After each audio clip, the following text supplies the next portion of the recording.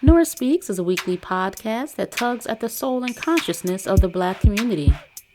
With show topics such as youth empowerment, education, women's impact, and civic engagement, Nora Speaks challenges the listener to not only join the movement, but be the movement. On the show, you'll learn from insightful guests who have demonstrated capacity in these fields and more, and I'm your host, Nora Muhammad. Welcome to the show.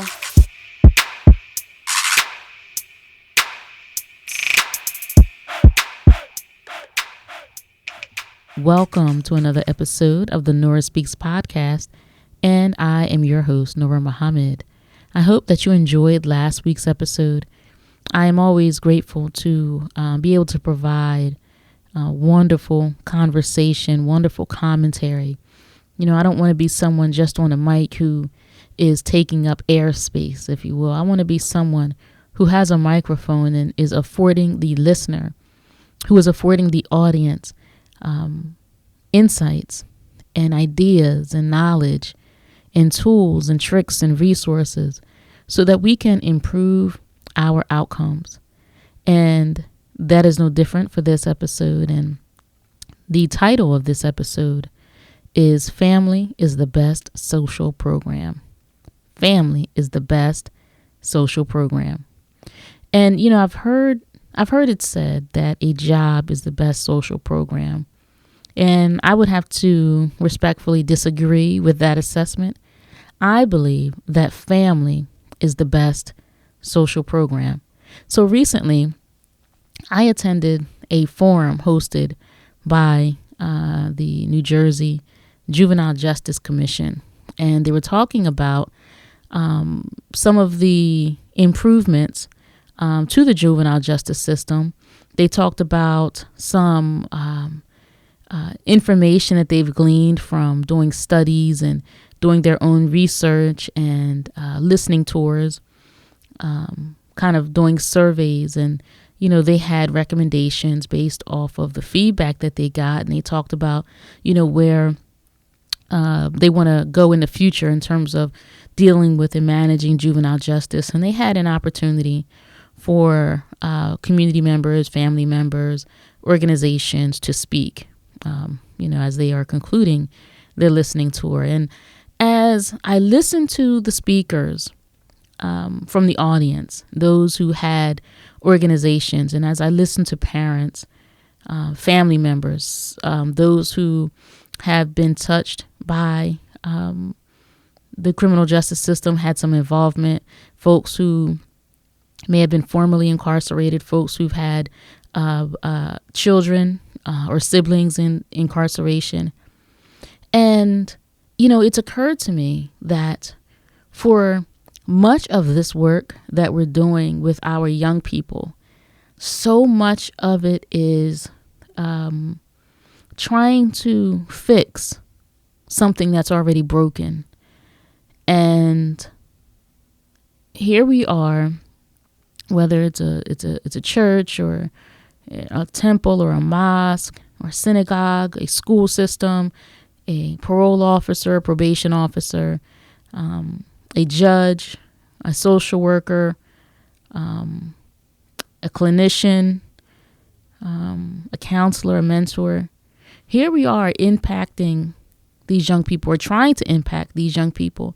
We're involving ourselves in their lives after they have, in some way, went astray or found themselves to be in a circumstances or in a circumstance that forged contact with the criminal justice system. Some organizations, you know, work with young people in the way of prevention. But what I'm recognizing is this unfortunate pattern of us just chasing the problem. And I believe that we have to get ahead of the problem, right? So there's that saying that an ounce of prevention is worth a pound of cure, right? We expend so much energy on the back end trying to fix something that's broken when we should be investing on the front end. And one of the ways that I believe that we can and that we should invest on the front end is by creating strong families, right? The stability of a strong and whole family is what is necessary for the development, for the cultivation of a well-adjusted adult. And, just in speaking from personal experience, I'm someone who was raised by neither my mother nor my father. And I, dealt with the challenges that being raised like that, I dealt with the challenges from having neither biological parent to rely on. And, there was, a good deal of pain. There was a good deal of frustration. And there's so many challenges that come along with, having brokenness in the home. And although I was raised by a family who were wonderful and loving and strong and dignified and, great integrity, and I'm just so grateful for the family that raised me. But I also am impacted by the absence of both of my parents. And so for me, I was very firm, very focused that I was not going to repeat this when I had children. In fact, for the first part of my life, I didn't think that I was going to have children because I didn't want to get married. When I was younger, I didn't really see myself as someone who would be married. I really saw no appeal to being married. And I just didn't see that in my cards, in my future. I'm talking about, when I was, 13 and 14. I didn't really think that I would be getting married as an adult woman. And so because I wasn't getting married, I said, well, then, I'm not having children because I'm not going to create that disjointed reality for my children. At least if I had children, then I would at least try in a marriage, right? Marriages do not always work out. Things change. Parents do split up, but I knew that if I had children, then I would at least be in the attempt of creating something whole. Now, fast forward, obviously, I did get married and have children. My view of life changed drastically in my early 20s. And, and I have a family. I have a beautiful family. And I'm grateful for my husband. And, we are kind of on the other side of raising our children. Our children are, both of them are going to be, graduating high school soon. So we're kind of on the other side. We're, nearing a transition point. And I see what has been cultivated in them because of the stability that we provided for them in this family. And a family is, as I said, it's the vehicle or the mechanism, where we are being molded, right? Family is the beginning of our lessons in sacrifice, in compromise, negotiations, in sharing, accountability, in seeking forgiveness and being forgiving, in debate. Family, in our families, we begin understanding structure and discipline, receiving affection, love, dealing with disappointment, anger, duty, justice, fairness, all of these things that are necessary for us to be functional as adults. A lot of that begins in the home and a family. And I'm talking about family that has the parents there, that, the immediate parents. There's the siblings, right? There's uncles, aunts, cousins, grandparents, and then there's the extended family. And there's also neighbors, there's community. But the family in the home is that basic foundational unit. And if that foundational unit is broken, right? We talk about building on strong foundations, right? So if we're talking about constructing a house, for example, then or building a school, right? We don't want to build on a foundation that's broken, or foundation that's unstable, because we know that a broken foundation cannot support a structure to be built on top of it. There would be insufficiencies in the building because there's a deficiency in that foundation. So, much of how we're learning to treat people, how we're learning to relate to people, how we're learning to resolve conflicts, how we're learning to push beyond our limits, how we're learning to deal with discomfort, much of that begins in our families, in our homes. We learn what we like, what we don't like. I'm talking about socially in terms of relationships, how we like people relating to us, how we like relating to other people, how we approach difficult circumstances, difficult conversations. The family starts the molding of the adult that someone would eventually become. And they start in the home, and then they extend outside of the home, right? So obviously, you have your grandparents, cousins, friends and neighbors, educators, coaches. All of these people and all of these relations make up our broader community.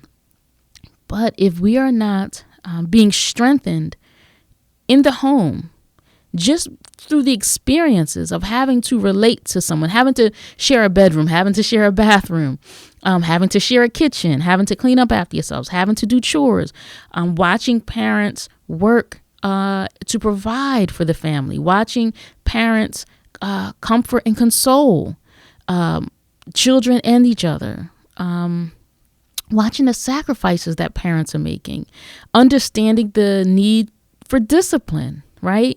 And the structuring that a parent does in giving children schedules and chores and their own household obligations. So all of this is starting in the home, and it's setting the foundation for, that person that we are going to eventually become. But what we're seeing is at 11 years old, 12, 13, 14, 15, we start to see behaviors that emerge in a child that may be delinquent, criminal, disrespectful, dangerous. We see these things and they can, negatively impact the household. And we find ourselves kind of trying to chase the problem to fix the child. I'm talking about when we are having our children without the firm foundation of a stable family, right? Now, there are some families that are whole and healthy and were, given principles and values to live by, and those children just went astray from what they were taught, right? And those are exceptional challenges, and these families need support. Some families find that they become broken, sometimes due to tragic circumstances, environmental factors. Sometimes there's an absence of either one or both parents. Sometimes it's, it may be due to military duty. It could be because of employment challenges where there may be a parent, dad working multiple jobs, mom working multiple jobs, or there's just one parent in a household that's working multiple jobs. So maybe the rearing of the child may not be happening as it could be if the parent was more available, more accessible. And, sometimes there's an untimely death, right? So these families, they need support. But what we know is that there are many, many cases where we are having children and the notion of family was never considered, not planned, not intended with the conception of a child. We just have babies. We're having babies as single women. We're having babies as single men. And I'm not just talking about unmarried. I mean, literally single women and girls who are having baby that aren't even in a relationship with the man who conceived, or the boy who conceived the child with them, right? And we see the long-term impacts that this has, right? So we have a devaluing and a what I think is an ugly disregard for the necessity of family and everything that a family contributes to not just a child, but to children, to a household, to a school, to a community, and ultimately to a workforce, right? To those who are going to be governing and shaping policy. All of this is starting in the home, and it's starting with families, right? So we need the support. We need the support of a network that's extended relations, meaning, I'm talking about the community.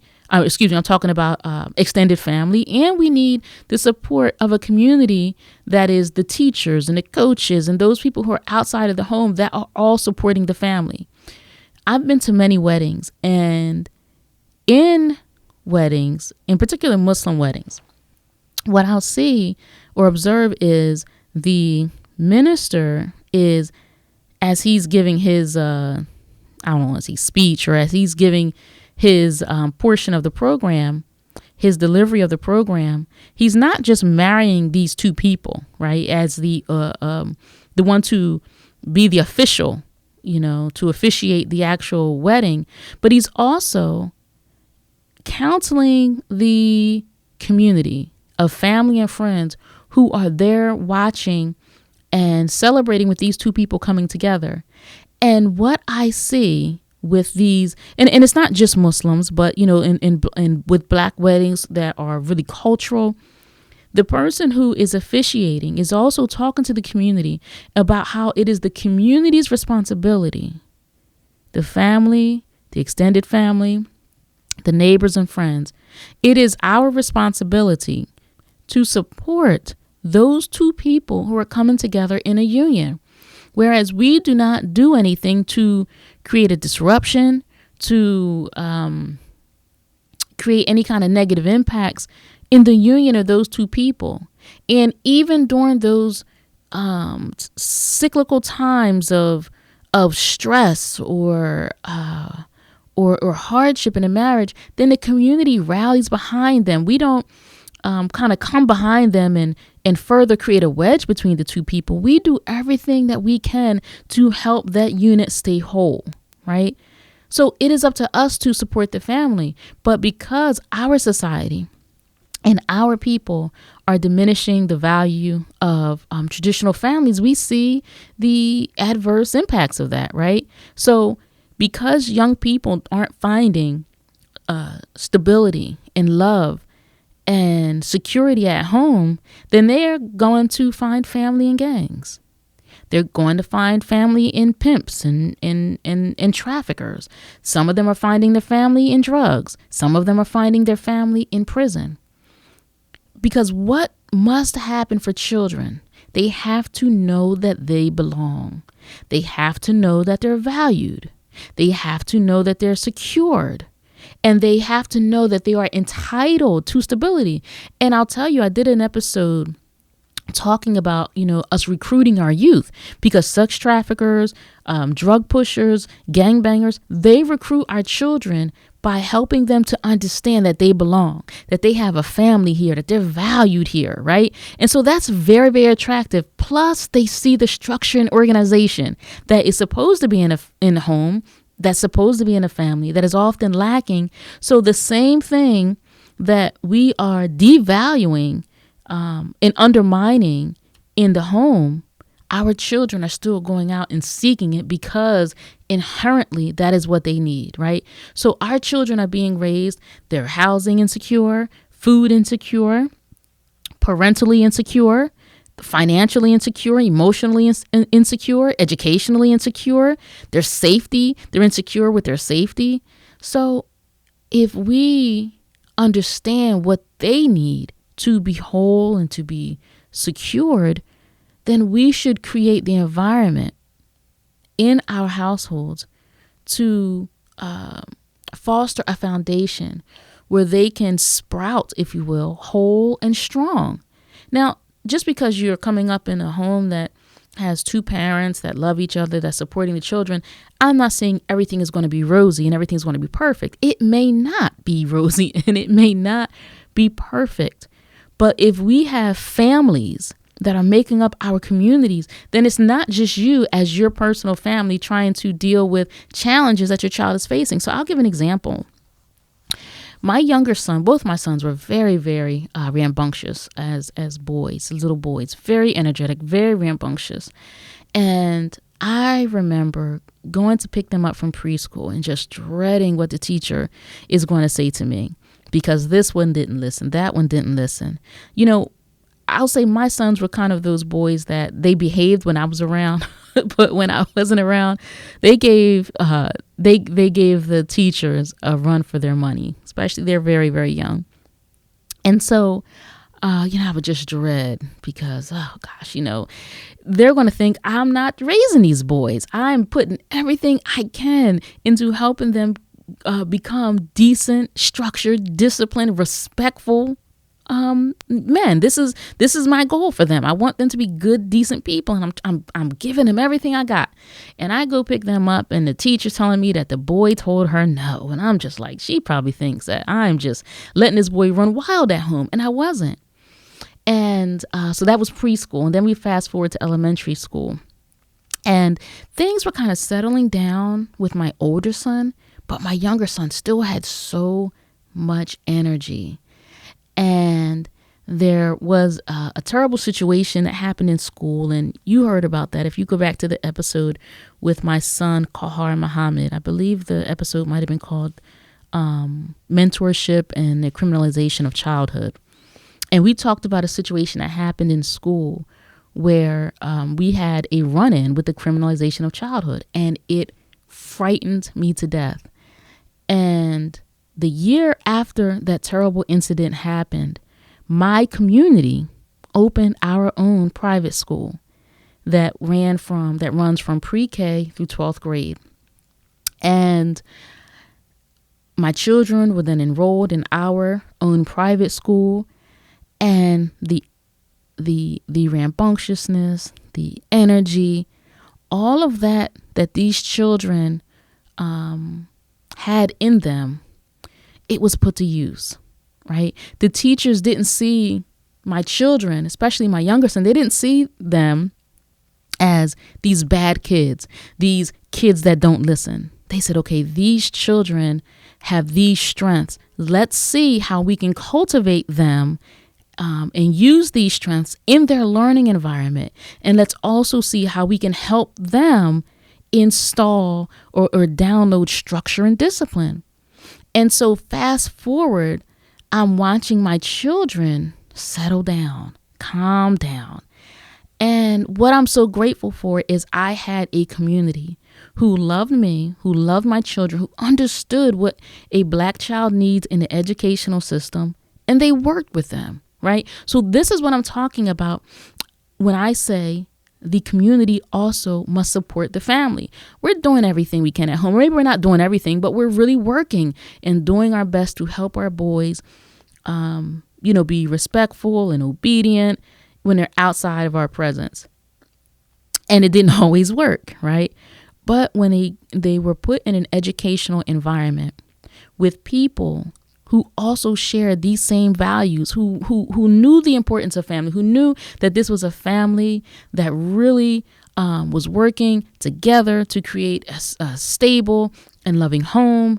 And we know what happens, especially with Black boys in the public school system, when they're too energetic or when they don't act like their white counterparts in school. So let's support this family. Let's give the family ways that they can support the child at home to help the child be more successful in the school environment. But let's also help this child be all that this child can be. And so now fast forward, we're a long ways away from that. But I had the ability to be secure and to be confident that my children were in an environment where they were supported. You see, the community must come around the family because, as I said, just because you have a mom and a dad there and you're working together and you're together raising these children, that doesn't mean that things are going to be perfect.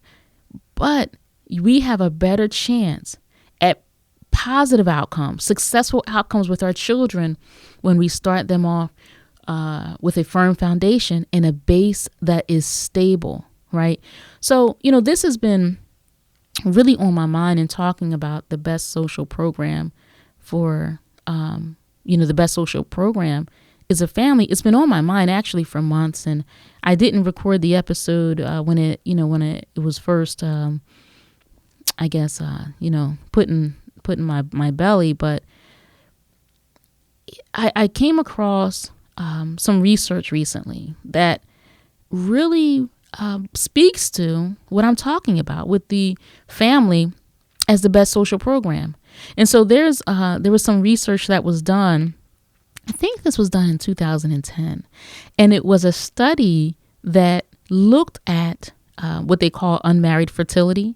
They looked at unmarried fertility, meaning a child that is being born from parents who aren't married to each other. So they looked at unmarried fertility and its association with unfavorable childhood outcomes. And there is an association with unmarried fertility, children born out of wedlock, and unfavorable childhood outcomes. And I'm going to share, what I found in the show notes, and I'll share links to the research and links to the website so that you can kind of go over it yourself. I don't want to, read it, line by line and verbatim. But I will say that we create unfavorable, or the likelihood of unfavorable outcomes, when we are just out here having kids, right? Just having children. We have no intention to have a child in the home with a father. And you can say, well, Nora, you're saying this, but that's not true. No, I am telling you, I know women, I know young women, I know girls who are out here becoming pregnant and they don't have a boyfriend. They're becoming pregnant, and not only do they not have a boyfriend, but they don't want the guy that got them pregnant. They don't even want the guy in their life, let alone in the life of the child. So what are we doing for the child? What are we giving the child? What kind of stability or lack of stability? It's something that we don't think about.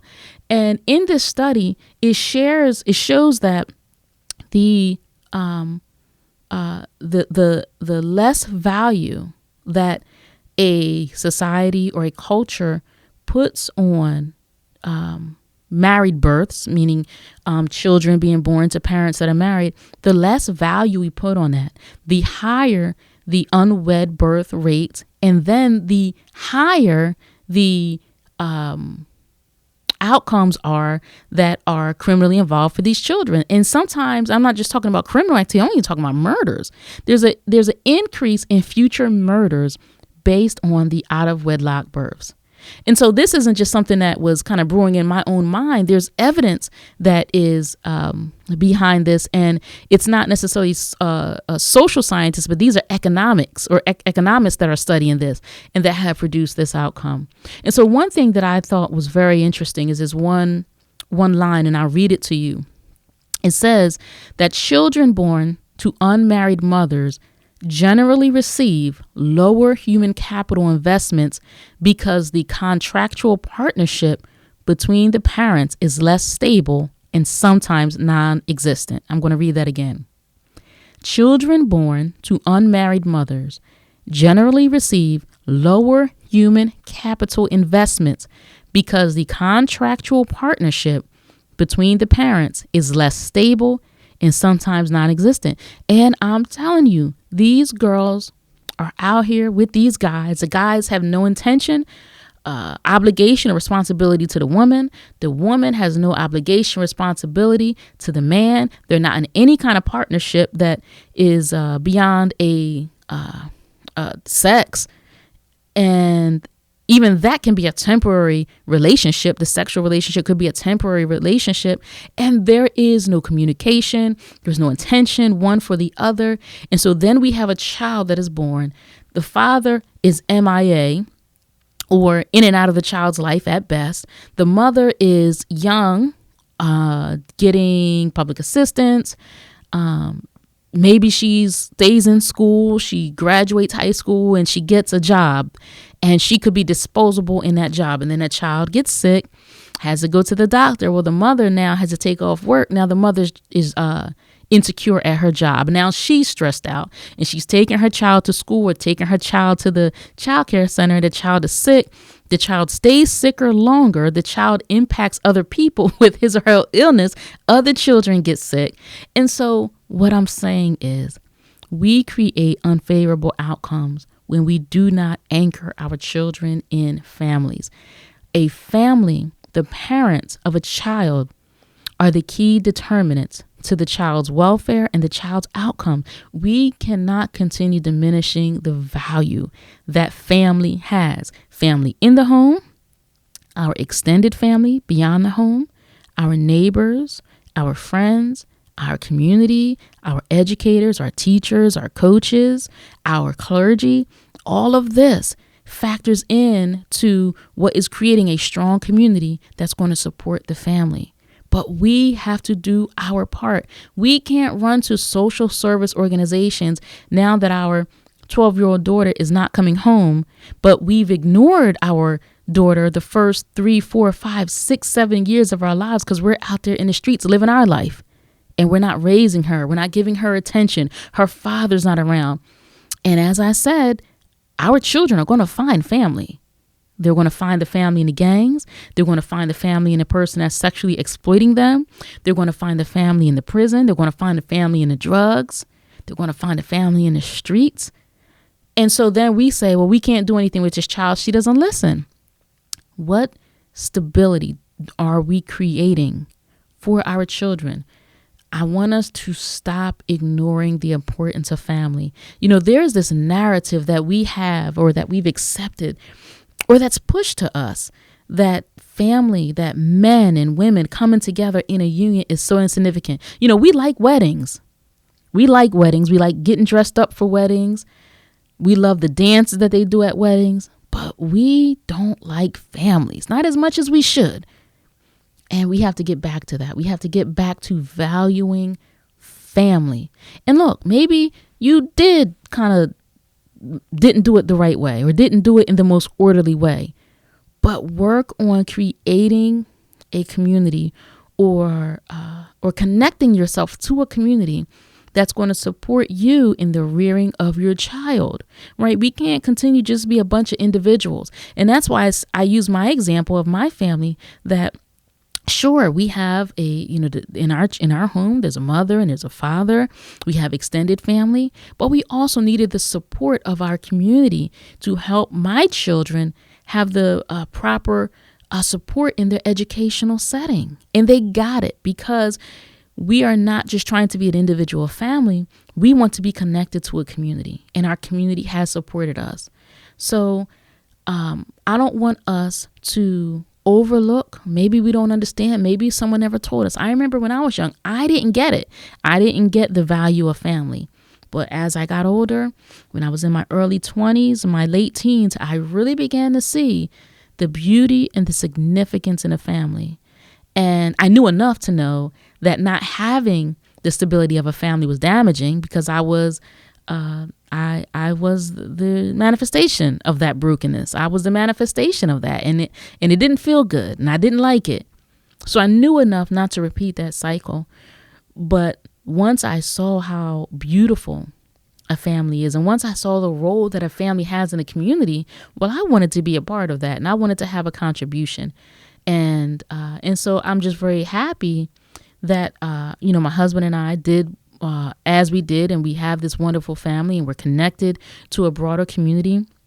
And what I want to do is help our young people understand the importance of community, the importance of family, help them kind of get ahead of the problems that can come down the road from making bad decisions, right? And one of the most impactful decisions we can make is who we have children with. That is one of the most impactful decisions we make is who we have children. Are we going to have children by the guy that we met at the party or at my cousin's house? Or are we going to have children, sisters, by the man who loves us, not based on his words, but based on his actions, and who is doing me the honor of telling the community that he is responsible for me, and I'm being honorable to him by telling the community that I'm responsible to him. This is impacting our children. And you know, I don't mind going to these community meetings. I don't mind being involved with supporting our young people who, need the support. But man, we do help create these problems. And I'll say this, that the majority of young people that I see that need the most help do not have a father in their home or in their life. So this is a problem. And so I hope that you got something from this episode. I hope that you understand what I'm trying to say. And this is not a conversation where I'm bashing women who are single mothers. This is not about that. Nor am I bashing brothers who are single fathers. This is not about that. But what I do want to do is I want to elevate and improve or contribute to the improvement in the outcomes for our children so that we can improve the outcomes for our community. And I know that it starts with the family. I want to thank you so much for listening to this episode. And with every episode, before I hit the mic and go live, I kind of say a little prayer, and I ask that my words, or that I can be guided to choose and use words that resonate my real intention and the love behind the subject, so that as the listener is receiving it, the listener can receive it with all of the love that is intended in the message. I am not here to sit in judgment of anybody. That is not how I roll. I'm not here to judge anybody. But when I come across information that I know is useful to our community, I also know that I can't hold that and hide that. I have to share it because I love my community so much, and because I want to improve the factors that are impacting our children. And I know without a doubt that family is the major factor. So again, I want to thank you so much for listening. I hope you come back, listen to another episode. If this conversation resonates with you, I would ask that you leave me a comment, that you leave me a rating and a review. Share this on social media, on my social media handles, Nora Speaks Podcast. You can leave a comment. Let me know what you think about this conversation. Do you agree or do you disagree? I am open to hearing everyone's perspective, as I'm grateful that you are open enough to listen to mine. Thank you so much, and stay in peace.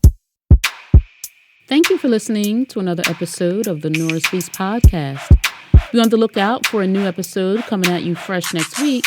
And as always, if you want to learn more about me and the work that I do, visit my website, NoraMuhammad.com. Or if you have a listener question, email me at info@noraspeaks.com. You can also follow the Nora Speaks Podcast on Facebook, Instagram, and Twitter at Nora Speaks Podcast. I'll be sure to include links in the show notes. If this show has value to you, please subscribe, rate, and review, and share it with family and friends. And be sure to check out previous episodes. And remember, don't just join the movement, be the movement. Stay in peace.